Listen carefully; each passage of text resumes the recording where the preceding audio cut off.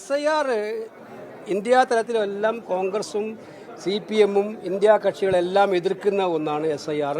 തിരഞ്ഞെടുപ്പിന് തൊട്ടു മുമ്പേ ധൃതി പിടിച്ച് നടപ്പിലാക്കുന്നത്.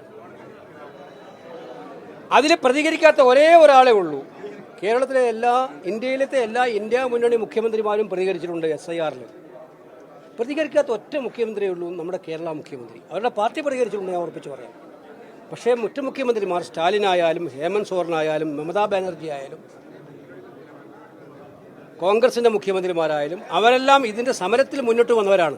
ഇപ്പോഴത്തെ കാലത്ത് ഈ ഘട്ടത്തിൽ തിടുക്കപ്പെട്ട് വോട്ടർ പട്ടികയുടെ തീവ്ര പുനഃപരിശോധന നടത്താൻ തീരുമാനിച്ചിരിക്കുകയാണ്.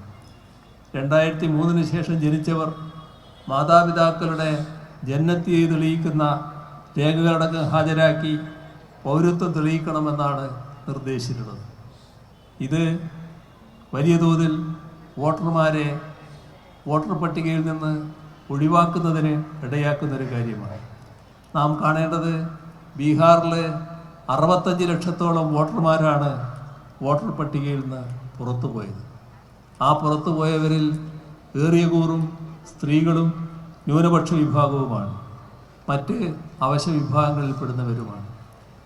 ദേശീയ പൗരത്വ രജിസ്റ്റർ നടപ്പാക്കുന്നതിനുള്ള ഒരു ഗൂഢനീക്കമാണ് ഇതിന് പിന്നിലെന്നാണ് പൊതുവെ സംശയിക്കപ്പെടുന്നത്.